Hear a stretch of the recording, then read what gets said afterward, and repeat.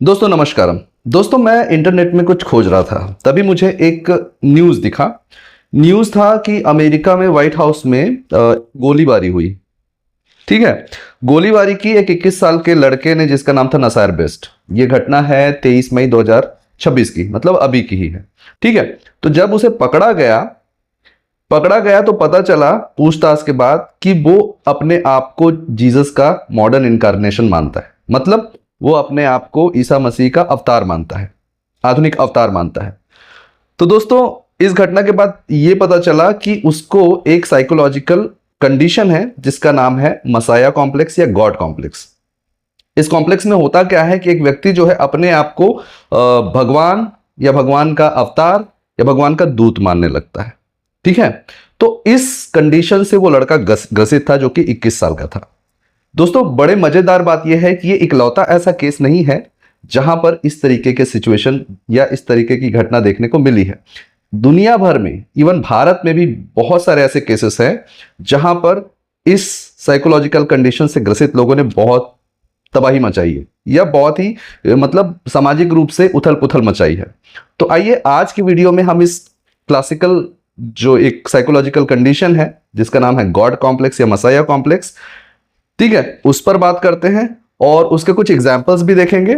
और सबसे इंपॉर्टेंट बात कि इन फेक अवतारों के चक्कर में होता क्या है कि हम उन वास्तविक गुरुओं को भी उसी श्रेणी में लाकर खड़ा करना शुरू कर देते हैं जो एक्चुअली फेक नहीं है। वो वाकई में एक स्पिरिचुअल एनलाइटेंड बीइंग्स हैं जिनको हम उन्हीं के साथ जोड़ने की कोशिश करते हैं। तो आज की वीडियो में हम ये भी कोशिश करेंगे कि अगर कोई साइकोलॉजिकल कंडीशन से ग्रसित है जो गॉड कॉम्प्लेक्स का है, उससे हम उनको अलग कैसे कर सकें, कैसे हम वाकई में जो जागृत पुरुष हैं या इनलाइटेंड बीइंग्स हैं जो हमारे भारत की आध्यात्मिक परंपरा के कहना चाहिए कि रत्न हैं, सितारे हैं, सूर्य हैं, उनको हम कैसे अलग करके देख सकें। और दरअसल दिक्कत यहीं पर होती है कि हम वास्तविक लोगों को या वास्तविक गुरुओं को या वास्तविक आध्यात्मिक संपदाओं को, व्यक्तियों को पहचान नहीं पाते और कई बार ऐसे पिट में गिरते हैं जहां पर हमारा सिर्फ शोषण होता है।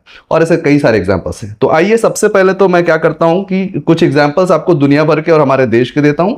फिर हम बात करेंगे कि क्या वो पैमाना है जिससे हम दोनों को अलग अलग कर सकते हैं, और हम उस मीटर पर बात करेंगे कि अगर ये इस कैटेगरी में आते हैं तो वो गॉड कॉम्प्लेक्स या इस तरीके के साइकोलॉजिकल कंडीशन या नार्सिसिस्टिक कंडीशन में से ग्रसित है, और अगर वो इस तरफ आते हैं तो फिर वो वाकई में एक आध्यात्मिक संपदा है, एक आध्यात्मिक व्यक्ति हैं जो वाकई में अपने लिमिटेशन को ट्रांसेंड कर गए। ठीक है, तो वो क्लियर कट पता चल जाता है। अगर आपके पास आंख है, समझने की क्षमता है, तो फिर आप आसानी से ऐसे लोगों को पहचान सकते हैं। तो आइए सबसे पहले तो हम क्या करते हैं, कुछ एग्जाम्पल्स देखते हैं जो दुनिया भर में आपको के क्लासिक केसेस रहे हैं और बड़े ही महत्वपूर्ण और कुख्यात केसेस रहे हैं। तो इसी में सबसे पहला नाम आता है, मैंने कुछ रिसर्च करते समय नोट डाउन किया था। पहला नाम है जिम जोन्स का। जिम जोन्स थे, वो 80-70 के दशक में एक्टिव थे। इन्होंने एक पीपल्स टेम्पल करके कल्ट बनाया था, इनके संगठन का नाम था, ये अमेरिका के थे और ये अपने आप को आध्यात्मिक व्यक्ति मानते थे, मतलब मसाया मानते थे, दूत मानते थे ईश्वर का। अब इनका गुयाना में जॉन्सटन नाम का कम्यून भी था, ठीक है, जहां पर उनके अनुयायी जो हैं मानने वाले रहते थे। जब सरकार को इनके कम्यून में होती कुछ गड़बड़ियों का पता चला, जब उनके पकड़े जाने की बारी आई 1978 के आसपास, तो इन्होंने अपने कम्यून के 918 लोगों को जहर देकर मार डाला। मारा नहीं, कन्विंस किया कि आप पीजिए। मतलब इस लेवल का उनके ऊपर उनका कंट्रोल था। और उस 918 लोगों में 300 से ज्यादा बच्चे थे। ये जो घटना है अब तक का इतिहास का सबसे बड़ा मास सुसाइड या फिर हम नरसंहार भी कह सकते हैं। तो ये इस तरीके के फेक गुरुओं की वजह से या फिर जो गॉड कॉम्प्लेक्स से ग्रसित लोगों की वजह से होता है। आप देख लीजिए, सच्चा गुरु कभी आपको मरने के लिए नहीं कहेगा। दूसरी चीज, दूसरा जो एक वो था डेविड कोरेश करके। ये भी टेक्सास के वाको में इनका कम्यून था और ये भी अपने आप को ईश्वर का आखिरी दूत कहते थे कि मैं ईश्वर का आखिरी दूत हूं और मेरे बाद और कोई नहीं आएगा। और ये क्या करता था, अपने अनुयायियों को हथियारों की ट्रेनिंग देता था, लड़ने की ट्रेनिंग देता था। और जब 1993 में इसका भी भांडाफोड़ हुआ तो, और एफबीआई ने जब उस पर उनके अगेंस्ट केस मतलब उनके अगेंस्ट एक्शन लिए, तो 51 दिन तक उनके अनुयायियों ने उनको अंदर आने नहीं दिया, गोलीबारी की। और अंततः जब कोई रास्ता नहीं बचा तो अंदर आग लगा दी गई, जिसमें 76 से 80 लोग मारे गए। ठीक है। अच्छा, एक और क्लासिक एग्जाम्पल है ऐसे ही गॉड कॉम्प्लेक्स से ग्रसित आदमी का, वो है जापान से, उसका नाम है शोको असहारा। ये 1980 के दशक में एक्टिव थे और ये अपने आप को बुद्ध और शिव का अवतार मानते थे। और इनका कहना था कि जब आखिरी युद्ध होगा, महायुद्ध होगा, तो उसमें केवल मेरे अनुयायी ही बचेंगे। और उसने अपनी बात को सिद्ध करने के लिए महायुद्ध कराने के तरीके खोजे। अब उसमें एक तरीका यह था कि उसने टोक्यो में मेट्रो ट्रेन में जहरीली गैस रिलीज करवा दी, जहां 13 लोग मर गए। बाद में जब पता चला तो इनको फांसी की सजा दी गई जापान की सरकार के द्वारा। अब आते हैं भारत में। भारत में भी बहुत सारे हुए, क्या नाम लूं, कितना नाम लूं, लेकिन फिर भी कुछ ले लेता हूं। जैसे गुरमीत राम रहीम, ये गुरमीत राम रहीम का तो पता है, वो क्रिकेटर थे, फिल्म स्टार थे, फिल्म भी आई थी। और क्या एक तरीके का उसका पूरा रीच था ना, मीडिया में, सोशल मीडिया में। लेकिन जब पता चला कि वो रेप का अक्यूज्ड है, उसके ऊपर जब केसेस लगने लगे, तो ये अंदर की बातें आई कि वो भी हथियारों की ट्रेनिंग देता था और लोगों से जबरदस्ती उलूल जुलूल काम करवाता था, खासकर महिलाओं का शोषण होता था वहां पे। और जब 2017 में उसके अगेंस्ट केस हुआ, उसके आश्रम को बंद कराने की कोशिश की गई, तो वहां पर भी दंगे हुए उसके अनुयायियों के द्वारा और लगभग 30 से ज्यादा लोग मारे गए। ऐसे ही रामपाल जो क्या था, सतलोक आश्रम करके चलाते थे, हरियाणा का एक इंजीनियर था, और ये भी उसी तरीके से लोगों को बरगलाता था।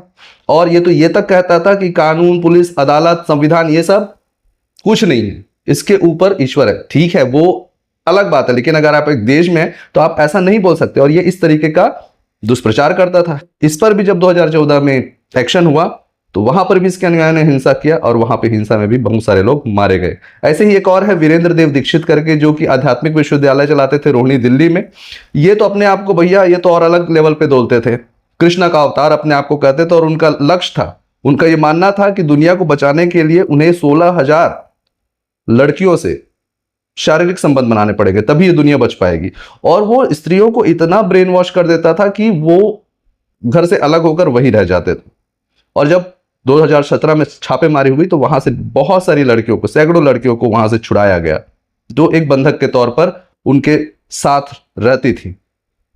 तो इस तरीके की सिचुएशन, इसी में अगर हम और देखा जाए तो आश्रम बापू वाला केस है, और भी ऐसे बहुत सारे फेक गुरु अभी भी एक्टिव है, जिनके नाम शायद अगर आप थोड़ा देखें तो आपको उनकी एक्टिविटी से समझ में आ जाएगा। तो इस तरीके के लोग इस तरीके इस तरीके से ऑपरेट करते हैं। तो अब आइए, अब ये देखिए, इनका जो पूरा जो मोड ऑफ ऑपरेशन होता है ना, बाहर से आप देखोगे तो ऐसा लगेगा कि वाकई में जागृत पुरुष हैं, एनलाइटेंड बीइंग्स हैं। बुद्ध, महावीर और कबीर, इनके साथ अपनी तुलना करते हैं, है ना, इनका अवतार अपने आप को बताएंगे, इनका रीइंकार्नेशन बताएंगे। लेकिन डीप डाउन ये सब ऐसे ही फेक गॉड कॉम्प्लेक्स से ग्रसित है, और कुछ तो जानबूझ के फेकरी करते हैं पैसे कमाने के लिए। तो आइए अब हम देखते हैं कुछ पॉइंट्स जिससे हम पहचान सकें कि भाई ये फेक है और ये सही है। इससे पहले एक और चीज देख लेते हैं कि ये करते क्या है, इनकी स्ट्रेटजी क्या रहती है। तो ये सबसे पहले तो जब कोई किसी को अनुयायी बनाना होता है तो बहुत ही प्रेम से बात करेंगे, लव बॉम्बिंग करेंगे, बहुत ही केयर से रखेंगे। उसके बाद क्या करेंगे, धीरे धीरे ऐसी ब्रेन वॉशिंग करेंगे कि आपको सन्यास की तरफ खींचने की कोशिश करेंगे। सन्यास ठीक है, बट वो अपनों से काटने की कोशिश करेंगे। सन्यास का अर्थ ये नहीं होता कि आप समाज से अलग हो जाते हो, आप समाज में ही रहते हो लेकिन सामाजिक चीजों से अलग हो जाते हो। आप वो चीजें आपको मैटर नहीं करती। ये क्या करते हैं, समाज से ही आपको काटकर कंसोलिडेट कर देते हैं, आइसोलेशन में ले जाते हैं, जो कि एक्चुअल सन्यास या एक्चुअल गुरु नहीं करवाता आपसे। दूसरा चीज, ये आपको इतना ब्रेन वॉश कर देंगे कि आपके लिए केवल उसी का डिसीजन ही सब कुछ रहेगा, आप खुद से डिसीजन ले ही नहीं सकते। इस तरीके से सिचुएशन क्रिएट करेगा। और दूसरी चीज, आपका वित्तीय और शारीरिक शोषण होगा। तो ये 4 चीजों से वो ऑपरेट करते हैं। अब वो पैमानों पर बात करते हैं कि आप कैसे पहचान पाए कि कौन सही है और कौन गलत। तो इसमें सबसे बड़ा बात है अहंकार। जो फेक होगा, जो इस तरीके के साइकोलॉजिकल कंडीशन या फेकरी कर रहा होगा, वो बहुत ही डीप डाउन अहंकारी होगा। वो सिर्फ अपनी बात को ही सही बोलेगा दुनिया, और वो किसी दूसरे को एक्नॉलेज भी नहीं करेगा। वो अगर कोई सही भी बोल रहा होगा तो वो अपने आप को ही उसके ऊपर रखते हुए बात करेगा, ठीक है। जबकि वास्तविक जो गुरु होगा, जो सचमुच का इनलाइटेंड बीइंग होगा, वो अहंकार शून्य होता है, जीरो होता है। वो सबकी सुनेगा, सब वो खुला रहने की आपको सलाह देगा, आपको बंद होने की सलाह नहीं देगा। दूसरा चीज करुणा और सहानुभूति, इसकी सबसे ज्यादा कमी रहती है। इनके अंदर होता ही नहीं करुणा और सहानुभूति। ये अपने फायदे के लिए आपसे कुछ भी करवा सकते हैं, चाहे आप मर भी जाओ। जैसे कि आपने कहा ना, जहर पिलवा दिया, आग जलवा दिया, हिंसा करवा दिया। ये लोग करुणावान नहीं होते, ये अपने फायदे के लिए, अपने आप को बचाने के लिए आपकी भी बलि चढ़ा देंगे। लेकिन जो सचमुच का गुरु होगा, वो करुणावान होगा। वो आपसे इतना प्रेम करेगा कि अगर आप जाना चाहो तो आपको वो जाने की इजाजत भी दे देगा। वो आपको अपनी जिंदगी में वापस जाने की भी इजाजत देगा, आप जो कर रहे हो उसके लिए भी इजाजत दे देगा। और अगर वो चाहेगा, जानता भी रहेगा कि आप गलत हो, फिर भी वो आपको फोर्सफुली वापस नहीं लाएगा। वो इस चीज को समझेगा, आपकी स्वतंत्रता का सम्मान वो करेगा। तीसरा चीज है आलोचना पर प्रतिक्रिया। ये जो लोग होंगे ना, फेक लोग, इनको अगर आप थोड़ा सा इनकी बुराई कर दो, ये गुस्से पे, मारामारी पे, आमादा हो जाएंगे, गाली गलौज पे आ जाएंगे। लेकिन जो वास्तविक गुरु होगा, जो सचमुच का गुरु होगा, वो प्रतिक्रिया नहीं देते हैं, और देते भी हैं तो उनका एक सलीका होता है, तरीके से प्रतिक्रिया देंगे। वो प्रतिक्रिया भी नहीं होगी, वो एक रिस्पॉन्स होगा, रिएक्शन नहीं होगा। वैसे ही दावा और प्रदर्शन, खासकर जो फेक होते हैं, जिनके पास कुछ होता नहीं, बोलते हैं ना सब्सटेंशियल, तो ये लोग चमत्कार पर विश्वास करते हैं, चमत्कार पर ज्यादा रिलाई करते हैं कि चमत्कार दिखा दिए कि बीमारी ठीक कर देंगे, ये कर देंगे, वो कर देंगे, इस तरीके से। वास्तविक गुरु कभी भी आपको ऐसे झूठे आश्वासन नहीं देगा। वो सिर्फ ये चाहेगा कि आप अपने आप को जानो। वो बीमारी ठीक कर दूंगा, तुम्हारी नौकरी लगवा दूंगा, तुम्हारे बच्चों की शादी करवा दूंगा, ये सारी चीजें नहीं करेगा। और एक है मानसिक स्थिति। तो मानसिक रूप से जो फेक गुरु रहते हैं, हमेशा इनसिक्योर रहते हैं, इन्हें हमेशा डर बना रहता है कि कहीं मुझ पर कुछ हो ना जाए। वास्तविक गुरु पूरी तरीके से सिक्योर रहता है। उनके पास उनके अनुयायी रहे या ना रहे, उनको उनसे कोई मतलब नहीं, क्योंकि हमें पता है कि जितने हमें वाकई में सदगुरु दिखते हैं, मतलब ऐसे लोग जो सचमुच के गुरु हैं, आध्यात्मिक संपदा से ओतप्रोत हैं, जो समाज में काम कर रहे हैं, उससे कहीं गुना ज्यादा आइसोलेशन में, हिमालय की कंदराओं में, गुफाओं में, जंगलों में बसे हुए। उनको समाज में से कोई रस नहीं, समाज के पैसे से, भोग से कोई रस नहीं। तो असली साधु इस तरीके के होते हैं। तो कुल मिलाकर आज की वीडियो में हमने ये जो बात की कि फेक गुरु और जो सचमुच के गुरु हैं, सचमुच के जागृत पुरुष हैं, उनको हम कैसे पहचाने, उस एक घटना को एनालाइज करते हुए, जो कि मैंने 21 साल के नसायर बेस्ट का बताया।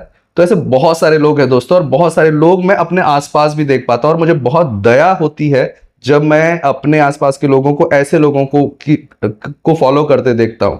आपके पास सोना कहीं और रखा है और आप लोहे के चक्कर में पड़ रहे हो।